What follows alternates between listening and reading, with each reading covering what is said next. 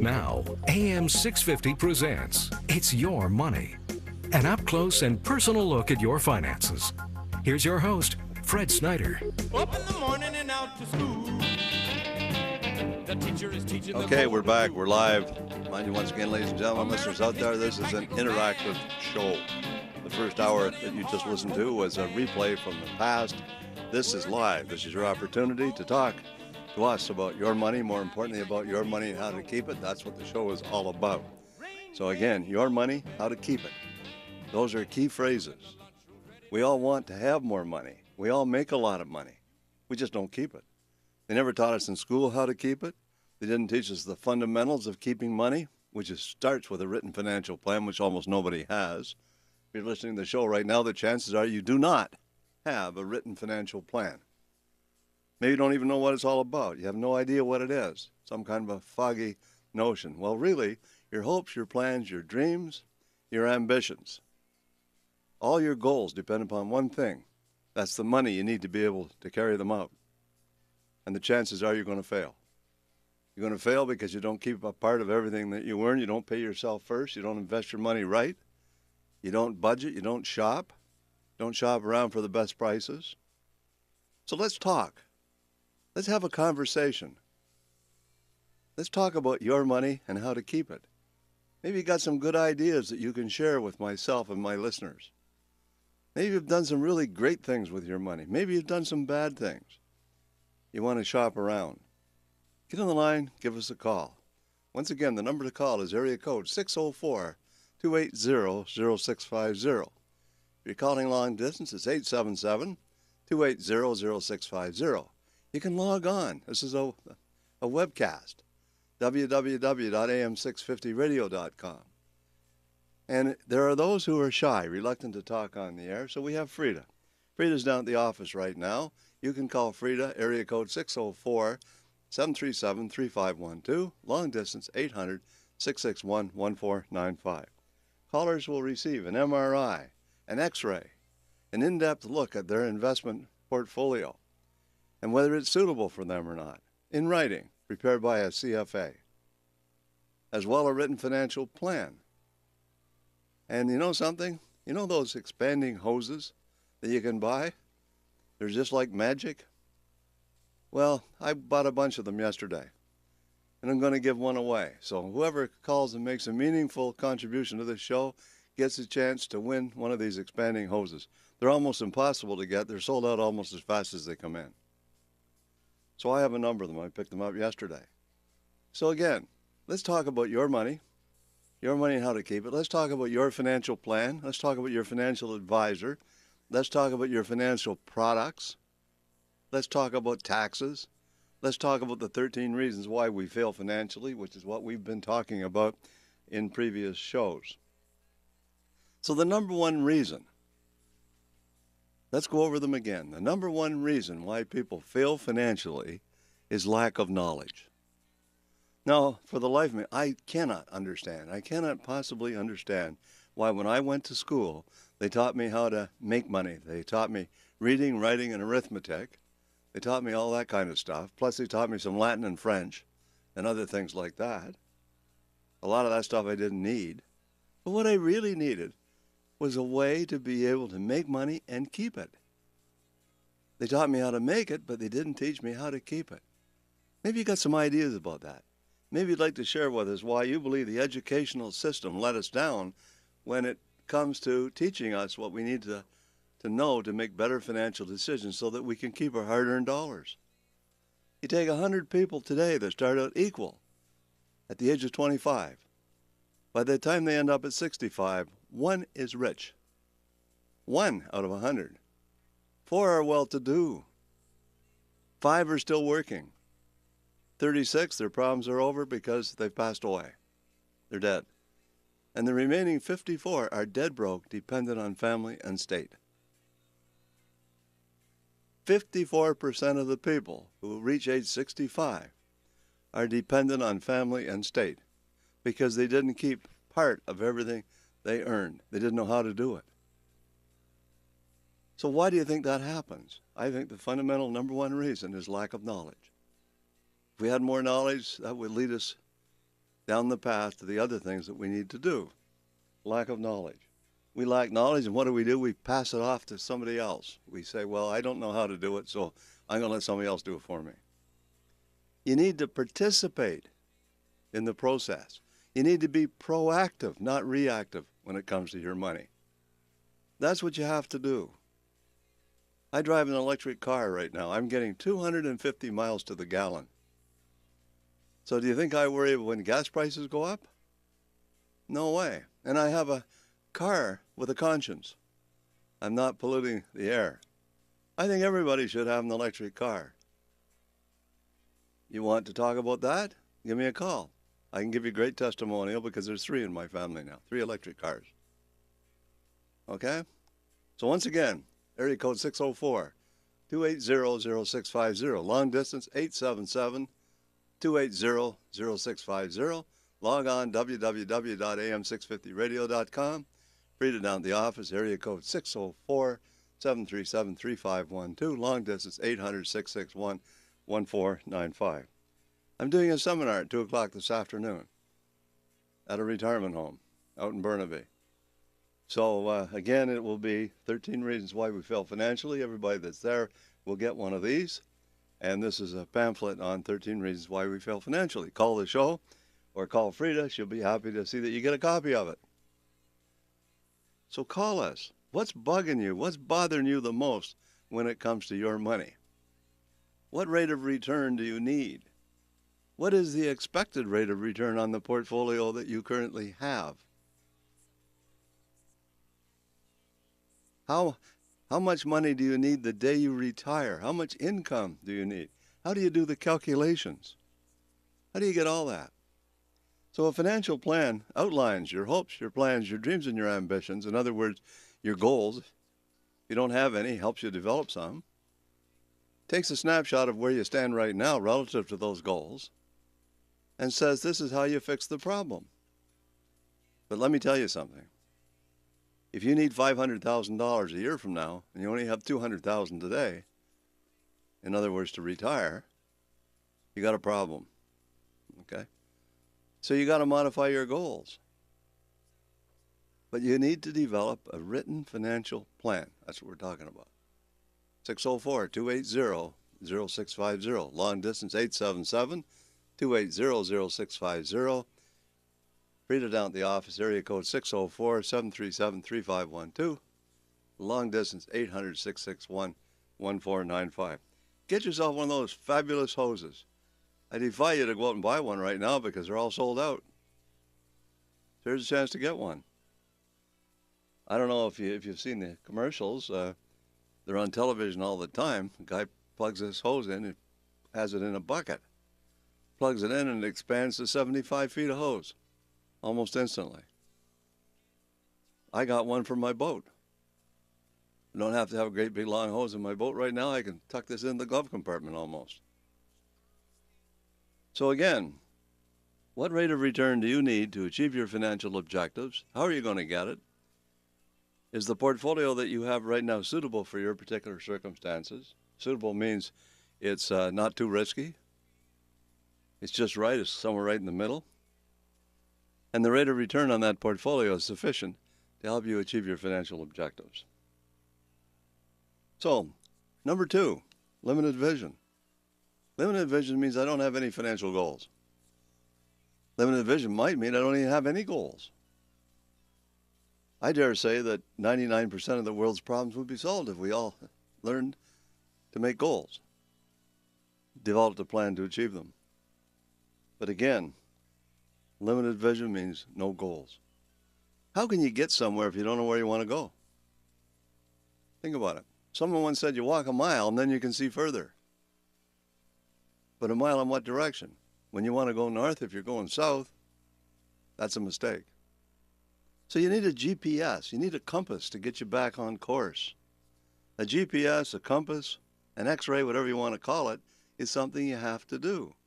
And you can't do it yourself. You have to do it with the help of a financial coach, such as a financial advisor. That's what I do. And in the process of doing that, I teach people what they need to know to make better financial decisions. So once again, if you're shy, fearful for any reason, you want to make an appointment to see myself for a written financial plan, call Frida. Frida's down at the office, and you can reach Frida right now, 604-737-3512. Calling from long distance is 800-661-1495. Maybe you're over on the island. You might want to see me. I'll be over in Nanaimo tomorrow evening for 2 days, Tuesday and Wednesday. So we want to talk to you about your money and how to keep it. So get yourself a second opinion on your investment plan. Get yourself a written financial plan. Get a chance to win this fabulous hose. Sounds a bit corny, a hose, but really it's the most fabulous thing I think I've ever seen. It's unbelievable. So again, limited vision means I don't have any goals. And you just can't say, oh, I think I'd like a bigger house. Well, how much bigger? What does it look like? Where's it located? You got to be more specific when you establish goals. You can't say I want to be rich, because what's rich? Different things to different people. I want to have a net worth of $2 million by the time the next 10 years goes by. Specific date would make it even better. Defining how that $2 million is invested, the overall asset allocation would make it even clearer. But you need to do that. And most people need a financial advisor to help them do that. So, entrenched habits, number 3, is the next reason why we fail financially. We don't set the goals. We think, well, we're going to do it tomorrow. Tomorrow will be okay. We'll do it then. So we don't make these goals, and we put it off and we procrastinate. And really, entrenched habits is like Einstein once said, doing the same thing over and over and over again. That's a habit. Over and over and over again, expecting a different result. That's the definition of insanity. So if you keep saying, well, I'm going to start putting money away next week. Next week comes and say, well, it can wait. We'll do it the week after next. And you never start. That's procrastination. And we all do it. Very, very few people make New Year's resolutions and live up to them. I want you to think about that. Entrenched habits is another reason why we fail financially. Someone once said, form good habits and become their slave. A good habit is just as difficult to break as a bad one. So suppose you get in the habit of paying yourself first. You take 10 cents out of every dollar that you earn, you put it in the bank or you invest it or whatever you do with it. You get in the habit of doing that. Then after a year or two, try to stop. I have lots of elderly people that are in their 80s and 90s that still save money on a systematic basis. They don't need to. They got lots of money. And they can't. They have to uninvest. They've been investing, and now they got to start uninvesting. Instead of putting it in, they got to start taking it out. Try to get them to do that. It's pretty hard because you can't take it with you. So that's another reason why we fail financially. Self-deception is part of that. We kid ourselves. We say, well, it wasn't okay in the past, but somehow it's going to be better tomorrow. Why? What in the world is going to make it change? Only you can make it change. Number 4 is a big one. It's called not understanding the time value of money. 2% makes a big difference. I showed a lady a portfolio the other day which was earning 2% more than the one that she currently had. And she said, well, that isn't very much. But on the money that she had, it represented over 5 years, 2% more, represented almost $400,000 of additional money. Almost $400,000. And if you looked at it over 10 years, it was over $1 million. 2% more. So if you take your money and you invest it, it's incumbent upon you to try to get the best return you can get, married to whatever your tolerance for risk is. Someone might say, well, heck, you can get 30% on this, but maybe the risk is way out of whack. You don't want to do that. So there's, you have the risk-adjusted returns on a portfolio. So you look at the portfolio and then you say, when I adjust it for risk, what's it look like? All this, ladies and gentlemen and listeners, is built into a written financial plan. Everybody that calls the show gets a written financial plan, second opinion on your investment portfolio, chance to win a hose. Sounds a bit goofy, but that's okay. Chance to win a fabulous device. This expanding hose is unbelievable. Wish I'd invented that, because it looks like that thing's going to be a sellout. As soon as they get an order in, the stores are gone right off the bat. So we want to talk to you about your money, more importantly about your money and how to keep it. Get on the line, give us a call. We talk about unsuitable investments. You have to say to yourself, I have an investment portfolio. I'm talking to lots of people out there. Some are clients of mine, some aren't. But I'm talking to lots of people right now.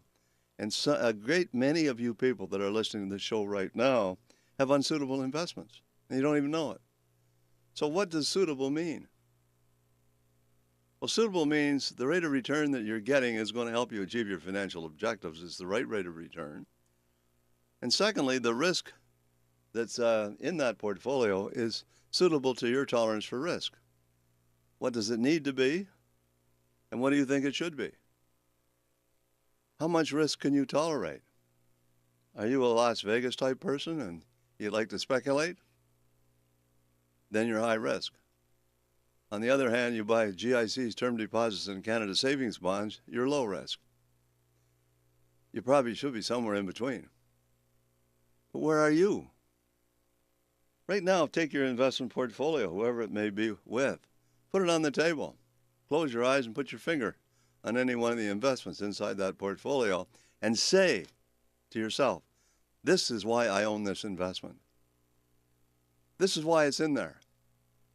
If you can't answer that, you need to figure it out. Take a look at your portfolio and say, what is my investment plan? What's my plan? I ask clients this all the time. They come into the office for a second opinion, and I say, well, tell me about your plan. Duh. They don't have a plan. They haven't got the foggiest notion of what they own, why they own it, whether they should be selling it or buying more. What do they do if we have a market meltdown? They don't have any idea at all. Okay? Sometimes they think that, well, their financial advisor can time the market, somehow knows that the market's going to go down, someone knows it's going to go up. Let me tell you something, ladies and gentlemen and listeners out there. There are few, if any, people in the world that can get that one right. Okay? The people, there's some great minds that manage the Canada Pension Plan, and they don't know whether the market's going to go up or down. The only way you deal with fluctuating markets like that is called diversification. You need to diversify. You can't put all your eggs in one basket, and the diversification that you have has to be suitable to your situation. And diversification means, what is the mix between cash, fixed income, and equities? What is it, and what should it be? What do you want it to be? Should you have 40% of your money in fixed income and 60% of your money in equities and no cash? Or the other way around? It differs from person to person. That is called strategic asset allocation. And once that asset allocation is established, should you change it? Maybe. That's called tactical asset allocation. Okay? So the whole thing is a process. It's a plan. You should have an investment policy statement, which is kind of an agreement between you and your advisor as to how the plan works. If you don't have that, it's time to take a close look at that.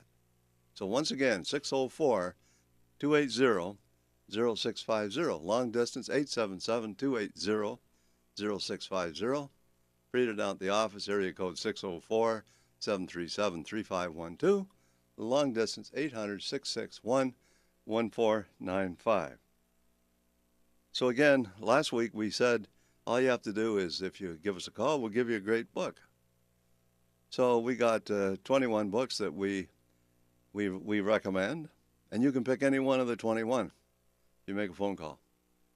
Okay, so we're talking about your money, more importantly about your money, how to keep it, and the 13 reasons why we fail financially. Number 6 is inflation. Have you factored inflation into your financial plan? Do you really consider the fact that inflation is something that we need to deal with? Inflation right now is fairly benign, but I use 3% as an assumption for inflation when I do a financial plan. So how long would it take prices to double if the rate of inflation was 3%? Well, just divide the 3% into 72, and that's how long it will take the cost of everything that you spend money on to double if the rate of inflation is 3%. You can do it the other way around. You can say, if I get 3% on my money, how long will it take me to double my money? Divide that into 72. It's called the rule of 72. So you can become a mathematical genius and throw numbers around just doing that. Like, let's say you could double your money every 6 years. What rate of return would you need? Well, 12%. So if you can get a rate of return at 12%, I'm not suggesting you can or can't, but if you can get a rate of return at 12% on your money, every 6 years your money doubles.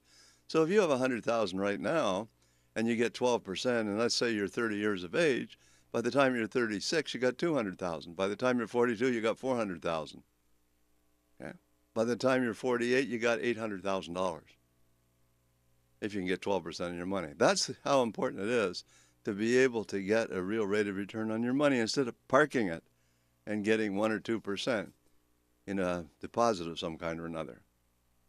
And then you got to pay tax on all that money as well. So again, bear in mind that inflation is a problem and it needs to be taken into account. We pay too much for the wrong kind of life insurance. So you should shop for life insurance. Got to make sure that a properly licensed individual analyzes your insurance policies. Take a look at those policies and make sure you have the right kind and not the wrong kind. And that's a topic unto itself. So again, you want to have a proper life insurance program and you want to shop for the best price. You don't want to pay too much for the wrong kind. Almost everybody I talk to can replace their insurance at a much lower cost than the money that they're putting out right now. 10 is lack of a plan. So you have all these things going on. And again, what's your plan? What's your investment plan? What's your financial plan? What's your plan to increase your net worth, which is the difference between your assets and your liabilities? What's the plan? Who's going to help you achieve it? Who's your coach? Okay. How often should you review that plan? Does the plan cover off on all the bases? And I'm talking about cash management. I'm talking about retirement planning. I'm talking about insurance planning. I'm talking about debt reduction. I'm talking about capital creation. I'm talking about estate planning, your will and all that kind of stuff.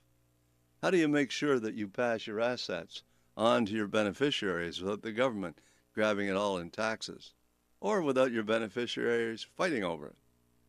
Is the will that you have established, is it a valid will?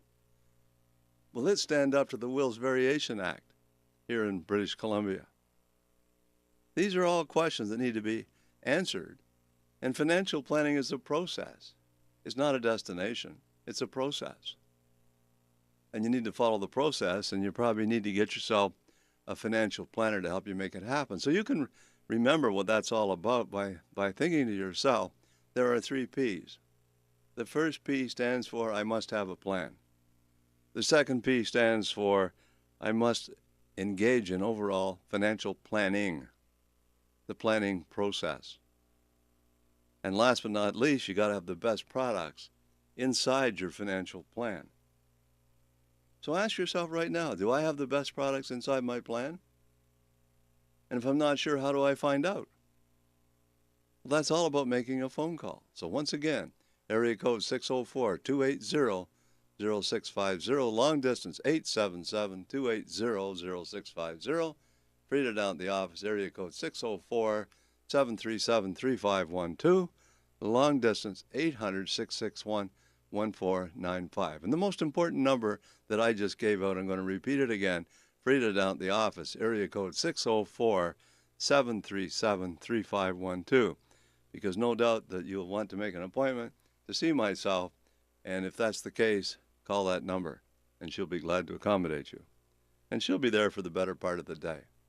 So if you've just tuned in, I'm certified financial planner Fred Snyder, also registered financial planner representing Scotia McLeod. We're talking about your money, more importantly about your money and how to keep it. How to keep it. How to keep it. That's what we're talking about. And they don't teach us that in school. So if you're a school teacher and you want me to come and talk to your class, I'd be happy to do so. If you run a company, you might have 20, 30, 40 employees. You want me to come and talk to your employees, be happy to do so. That's what I do. I teach people what they need to know to make better financial decisions. I provide them with the tools and the understanding they need to be able to use those tools. The internet is a fabulous place right now to get information. There's just a ton of it out there. The computer technology that we have is unbelievable. An iPhone is more powerful than the computers that put man on the moon. Think about that. So again, paying too much for the wrong kind of life insurance, etc., paying or lack of a plan, and lack of a plan is the important thing. But second part of that is keeping the plan up to date. You get yourself a written financial plan. What are you doing about keeping it up to date? How often do you update that plan? It should be updated at least once a year. So you got a plan, you got a planner, should be updated minimum once a year. Procrastination, number 12. Put it off, okay? Touched on it earlier, but somehow it's going to be easier tomorrow. I know it's okay right now, but somehow tomorrow is better. Hey, there's only one time, ladies and gentlemen and listeners, there's only one time to do it, and that is right now. So make a phone call. Win yourself a hose. Get in the line. Call us. And last but not least is number 13, doing it yourself. I listened to a radio show yesterday on a sister station, and that's what they were preaching. The best way to do your financial planning is doing it all by yourself. I don't buy that at all. Okay. I used to have an associate, Owen Dolan, that I worked with for many, many, many years. And Owen used to say, we lawyers, we love people who do their own wills because they come to us to straighten up the screw-ups later. Okay? And that's what happens. So whatever we talk about here on this show, whatever concepts that we put out there, when we talk about those concepts, don't try to do it on your own. Get professional help. May not be me, get somebody else. Okay? You can't do it on your own. So again, we're talking about your money, more importantly about your money and how to keep it.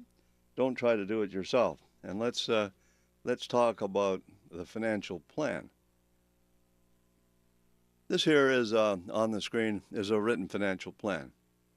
So it's a document. Looks like a book. I don't know how many people are logged on that can see that. But when we talk about the financial plan, there's sections to it. I call the steps the 10-step financial planning process. The first step is kind of what we've been alluding to here on this show. Is called education. The second step is establishing the goals. Again, you can't get somewhere if you don't know where you want to go. So what are your financial goals? The third step is to evaluate where you stand right now. I want to expand a little bit on that. Where you stand right now answers these questions. What are my assets? Here's a list of everything that I own. My investment portfolio, my stocks, my life insurance policies, my house, my car, my furniture, my cottage. Whatever it is, here's a list of everything I own. That's called your assets. Everything you own is your assets. You need to be able to articulate that. You need to be able to keep track of your assets. And from the point of view of taxation, every one of those assets has a cost base or an adjusted cost base. You got to make a record of that. What did I pay for that asset? I hope that sinks in because I see this all too often. People don't have the foggiest idea. I have this place on the beach that I bought 100 years ago. I don't know what I paid for it, but it's worth $3 million today. Well, you're at the mercy of Revenue Canada if you pass away because that's a taxable event. Okay? And Revenue Canada is going to say the adjusted cost base is as low as possible. and the fair market value is as high as possible, you're going to have to prove differently. And the burden of proof is on you. So what's the fair market value and what's the adjusted cost base of everything you own? You may need a financial advisor to help you do that. Remember this, that at the moment of death, you're deemed to have sold everything you own, that's your assets, at fair market value. And Revenue Canada says, okay, let's pretend that we sold all those things. And if we did, what would the gain be? So the gain's $2 million. So we're going to tax you on that right now. Not you, your estate. Your executor of your estate will have to send a check to Revenue Canada to cover the taxes. And that includes everything except your house. You're fortunate if you have a surviving spouse because it rolls over to the surviving spouse. But if there's no sole survivor, you got a problem. And one of the classic ways to fix this problem is called insurance. So there's ways to get insurance to deal with that particular issue. So that's called the deemed disposition, and it takes place based on assets. So we've established that everything you own is your assets. Now, from that, you must deduct. To figure out your net worth, you have to deduct your liabilities. So now you have to make a list of everything you owe. So I owe $100,000 on a line of credit. I have a mortgage on my house of $50,000. I have a car loan for $20,000. I don't know. Every situation is different. So here's a list of everything that I owe. And some of the interest that you pay on those debts will be tax deductible, and some of it won't. If some of those debts, the interest is not tax deductible, that's called bad debt. Bad debt.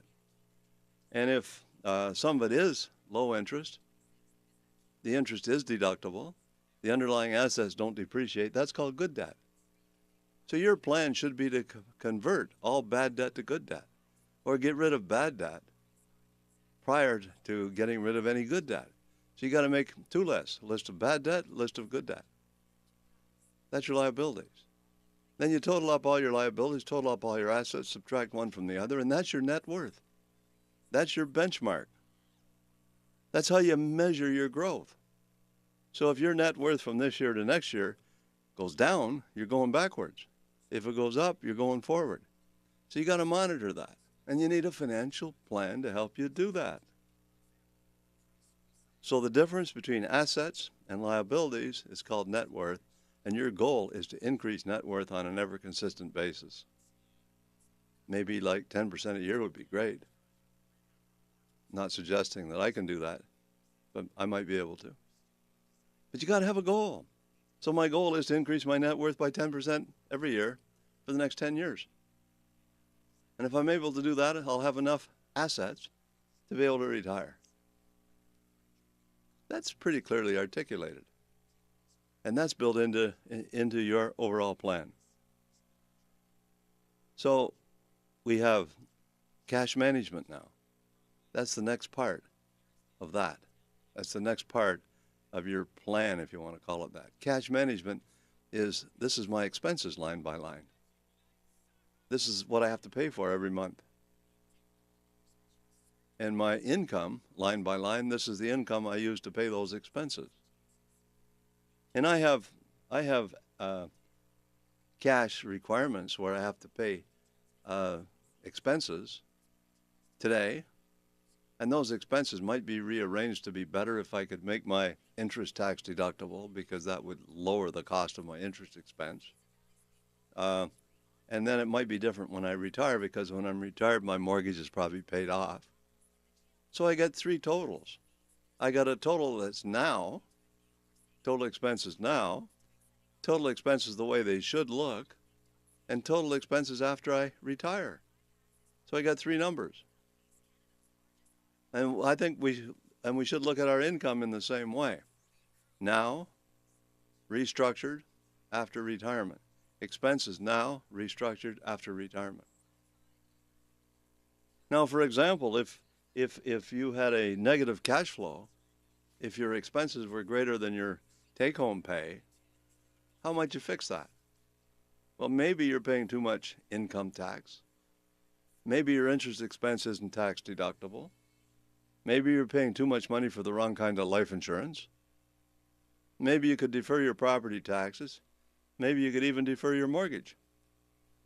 Get a reverse mortgage on your house. There are ways to re-engineer your expenses. And you probably need a financial advisor to do that. But I see this over and over and over again. People come in, they sit down, and they have a deficit. Their expenses are greater than their income. Their expenses exceed their income, sometimes by a lot. And they wonder why their line of credit is growing, getting larger. They wonder why their credit cards are all maxed out. They have a negative cash flow. That's a no-no. And it's also a no-no. You know, you could have a net worth of $2 million and still have a negative cash flow. So if you got a net worth of $2 million and your cash flow is negative, your $2 million net worth is diminishing. Because you got to be getting the money from someplace. You're either borrowing it or you're cashing out assets to pay the shortfall. So there's a balancing effect that takes place between income, expenses, assets, and liabilities. And that's factored into a proper overall written financial plan. So you've educated yourself, you've established goals, you've evaluated where you stand right now, you're looking at your income, your expenses, your assets, and your liabilities. You're looking at all those things, and you're making sure that you have a proper cash management system so that you don't have a deficit. You've done all that. The next step is risk. How do you protect yourself against risk? What happens if you get sued? What happens if you come home one day and your spouse has walked out the door with another gal or another guy? The chances of that happening are 50-50. That's high risk. What will that do to your plan? What happens if you die? What happens if you become disabled? What happens if you end up in a long-term care facility because you have Alzheimer's or we're still your spouse? How do you deal with all those issues? What will it cost?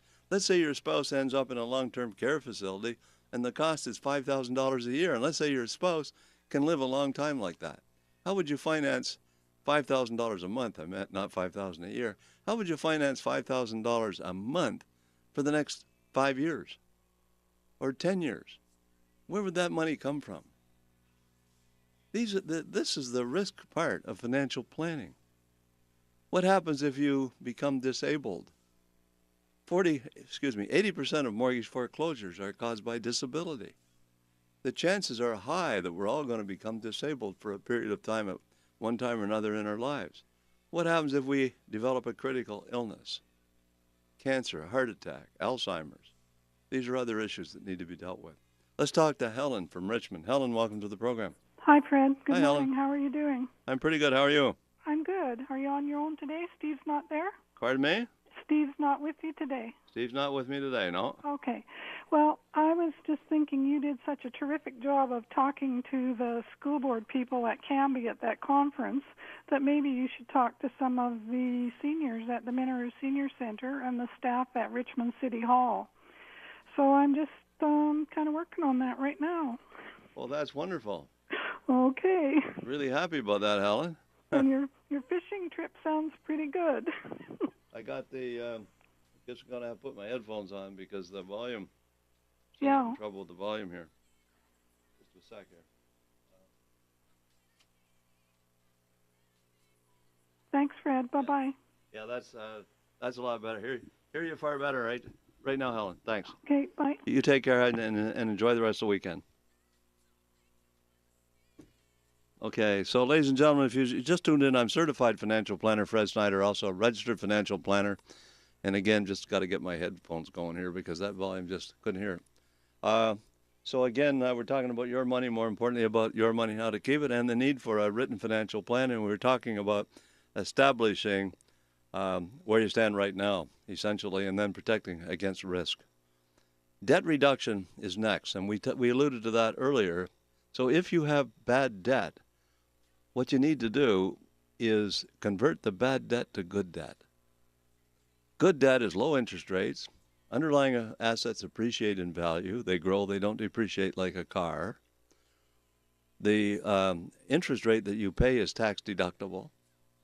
That's good debt. And it's not so bad to have good debt, but it's a terrible thing to have bad debt. And for most people, it's quite easy to re-engineer your situation so that your interest rates are tax deductible. So that's very, very important to do that. We have to go to the break. We're going to go to the break, and when we come back, we'll continue to talk about financial planning, the need for a financial plan, and the way to get one. Take care.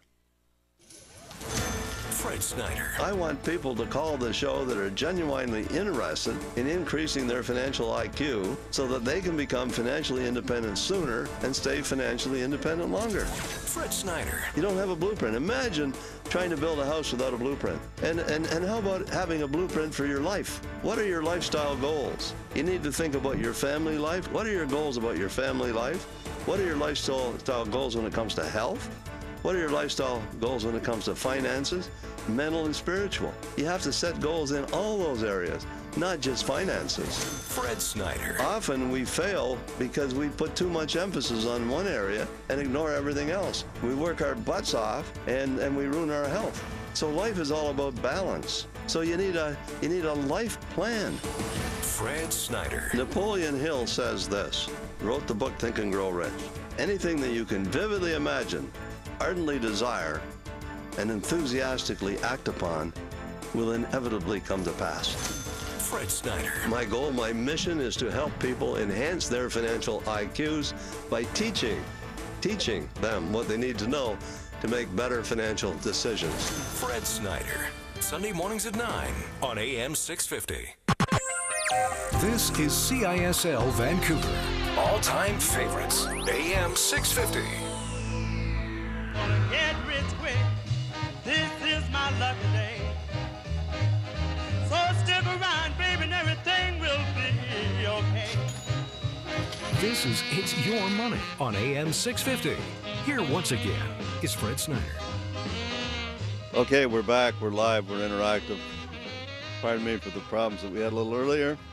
And again, we're talking about your money, more importantly about your money and how to keep it. We just talked to Helen from Richmond, and that line is now open. Get on the line, give us a call, and let's have a conversation about your money and how you can keep more. And let's talk about your particular financial strategy. What is the best strategy that you've ever used in the accumulation of money? Do you have a financial plan? If you don't have one, why not? What is it that you're afraid of? Get yourself a financial plan. Get on the line, give us a call. It's free. It doesn't cost a nickel, and it's well worth your time. So once again, the number to call is area code 604-280-0650. Long distance 877-280-0650. And Frida's down at the office for anybody who's shy or reluctant to talk on the air. Maybe you want to make an appointment to see myself. Give Frida a call, area code 604-737-3512. Long distance 800-661-1495. So again, retirement planning is the next step in the financial planning process.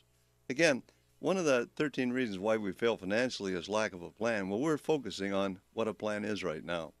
So we're talking about your overall financial plan. So again, retirement planning is this. The day you retire, how much income do you need? Let's say that's 10 years from now. What you might do is consider this. Let's say today you need $4,000 a month. But because of inflation, how much money will you need 10 years from now to buy the same as $4,000 a month? If the rate of return is, or the rate of inflation is 3%, divide 3 into 72, and that gives you some kind of an idea. Maybe about 1.5 times that, $6,000 a month. You can do the math. I'm not going to use a calculator here. But the bottom line is that if you need $4,000 a month today, you're probably going to need $6,000 a month 10 years from now. But then that $6,000 a month has to be increased by 3% for every year you live after that. So if you take an increase, that's $6,000 a month by 3%, and you have a life expectancy at that point of 20 years, then you've got a stream of unequal payments that are increasing by 3% a year, and you can draw those payments back to what's called the net present value of that income stream, and that will give you a nest egg or a lump sum of money that you're going to need at the beginning of your retirement. And you need to be able to do the calculations. And most financial advisors don't know how to do that, and most people don't know how to do that. And they don't factor in for inflation. And you can you can say to yourself, when I retire 10 years from now, how much money do I need to provide an inflation-adjusted at 3% income to last for 20 years? What's the lump sum? And assuming an interest rate of 6%, what would that lump sum of money be? You can do those calculations, and it's not all that hard. Let's talk to Yvette from Vancouver Island. Yvette, welcome to the program. Hi, Fred. Can you clarify something for me? Sure. You mentioned in the past, I think it's an insurance company that sponsors it, guaranteed income? Yes. Something like that. And how quickly does it work? And then how does it work? And then can we use registered RSP money, or does it have to be outside RSP money? I'll answer the last question first. Number one, yes, you can use RSP money. It can be either inside or outside. If it's inside an RSP, the payments that you get are taxable because it's coming out of an RSP. I don't know if it's my phone or what, but I don't hear you clearly. I don't know what's going on with the system here today. We're having problems. You're not very loud. Try it. Let me see if I can help that. Is that any better now? Not that much, but I'll pay more attention. Well, I'll just get closer to the mic because it's blasting in my ears like you won't believe right now. I got the headphones on. Maybe if I'm not sure what to do here. Anyway, hopefully you can hear me better now. Okay, so that's called a GLWB. You can have it inside your RSP or outside. Okay, what's the advantage of either one? Well, first off, if it's inside, if it's an RSP, the only way to get it so that it's if you wanted to kind of outside and inside a GLWB, you'd have to pay tax on the RSP. So that wouldn't make sense. So, okay. But if you wanted to use an RSP as an investment vehicle inside a GLWB product, it's quite doable. Now, every payment that you get from that GLWB is considered 100% taxable income because it's coming out of the RSP. Okay, Fred, can I hang up and listen on the radio because I can barely hear you? Is that okay? Sure, go ahead. Okay, thanks. Okay, so I don't know if that improves. And any other radio listeners, if you're having a hard time hearing the show, give us a call because I'm not sure what we have to do. Maybe we should take a short break and see if we can fix it. Okay, I'm going to go to the break. We're going to take a quick break and come back in a minute or so. We'll see if we can fix the problem. Don't go away. Fred Snyder. I want people to call the show that are genuinely interested in increasing their financial IQ so that they can become financially independent sooner and stay financially independent longer. Fred Snyder. You don't have a blueprint. Imagine trying to build a house without a blueprint. And how about having a blueprint for your life? What are your lifestyle goals? You need to think about your family life. What are your goals about your family life? What are your lifestyle goals when it comes to health? What are your lifestyle goals when it comes to finances, mental and spiritual? You have to set goals in all those areas, not just finances. Fred Snyder. Often we fail because we put too much emphasis on one area and ignore everything else. We work our butts off and we ruin our health. So life is all about balance. So you need a life plan. Fred Snyder. Napoleon Hill says this, wrote the book Think and Grow Rich. Anything that you can vividly imagine, ardently desire, and enthusiastically act upon will inevitably come to pass. Fred Snyder. My goal, my mission is to help people enhance their financial IQs by teaching them what they need to know to make better financial decisions. Fred Snyder. Sunday mornings at 9 on AM 650. Now, AM 650 presents It's Your Money. An up-close and personal look at your finances. Here's your host, Fred Snyder. Okay, we're back. We're live. Hopefully you can hear me now. If not, I don't know what I'm going to do. I can't do anything other than what I've already done. I understand that it's getting out there loud and clear right now. So if you're listening to the show and you're having problems hearing it, you might give us a call in and maybe we can spruce it up. So anyway, answers on GLWB products, so we'll try that once again. A GLWB product is a product where you can invest money, and it's really a liquid annuity. You get an income guaranteed for life. That income guaranteed for life can be based on various percentages. In the old versions, it was around 5%. Sometimes if you started it later, it was a higher figure. Your base on which you get the 5% would be increased by what is called a bonus if you're not drawing an income. The bonus, at one point, Desjardins Helios had a bonus of 7%. The resets, if the market value of the account grew greater and stayed there for a period of time, in the case of Manulife, it's like 3 years, you get a reset for a higher figure. The protected value is originally the amount invested, and the protected value, once established, can never decrease. It can only increase. It can stay the same or increase. It gets bonuses, is increased by the bonus of 5% or any resets that take place. It's an income for life, and the capital is available at market value. It also has a market value, so the market value means you can cash it in. These products are suitable for people who are looking for income. If you're looking for a safe, secure income stream, this is a very, very good product. If the money is outside of an RRSP, about approximately 90% of what you receive is considered to be a return of your own money, so it's not taxable. So if you get a check for $1,000, 90% of $1,000 would be not taxable. You'd only pay tax on $100. That $100 is taxed as a capital gain, which means only $50 is taxable. If your tax rate is about middle of the road, you'd only pay about $2 tax. So it's taxable, yes, but not very.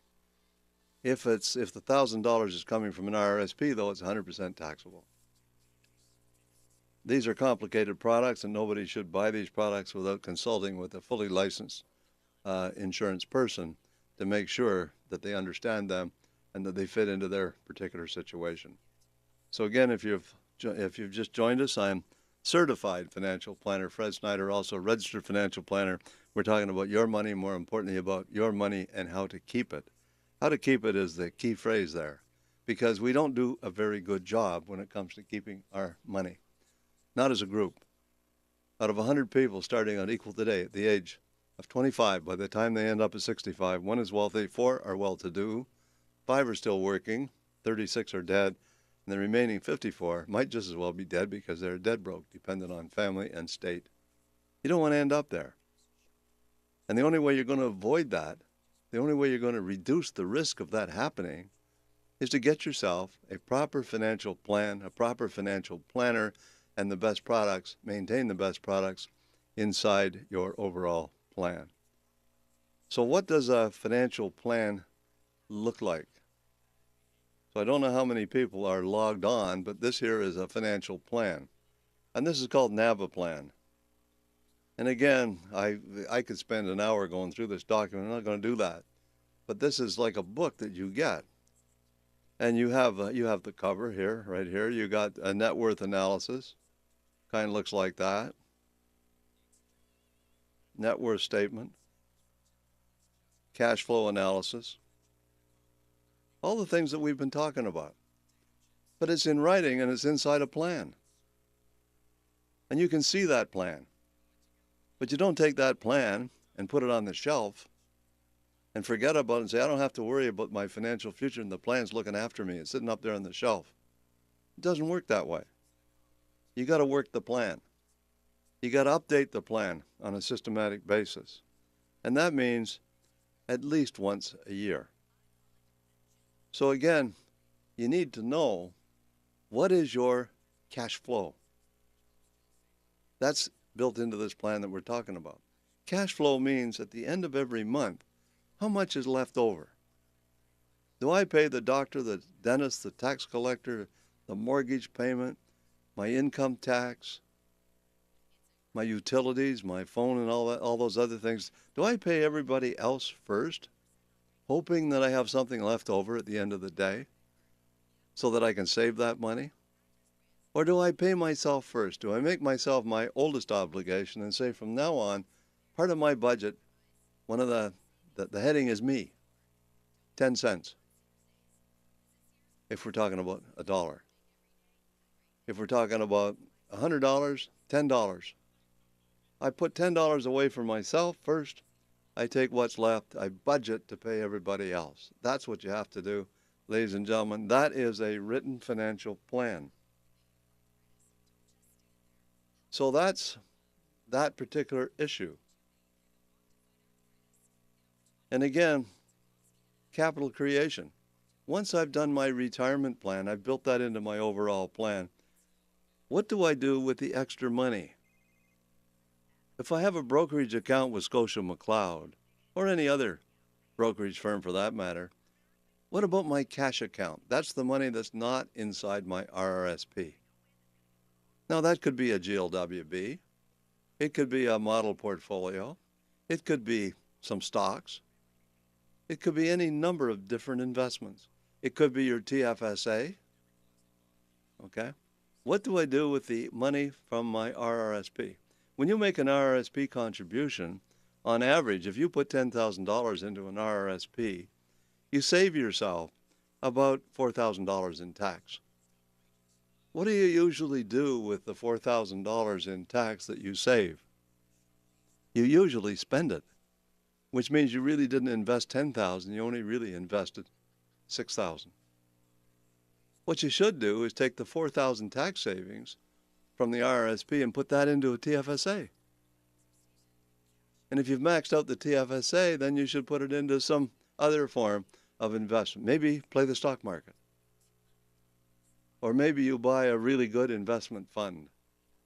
Maybe you call myself and you say, I got an extra $10,000. I want to buy a really good investment fund. What fund would you recommend? We can start with that. That's what you do. So capital creation is a step in the financial planning process. When we're talking about investing, we have cash, which is the money we have in cash. We have retirement, which is the money we have in our retirement plans, our deferred income plans. And then we have capital creation, which is the money that we have outside, like our TFSAs. And ladies and gentlemen and listeners out there, if you follow that process and you have enough time, you will become wealthy. No doubt about it. And if you haven't got enough time, maybe you should share all these ideas with your children and grandchildren. That would be a good idea. And if you accumulate a very, very large estate, you're not finished, because now you need estate planning, your legacy.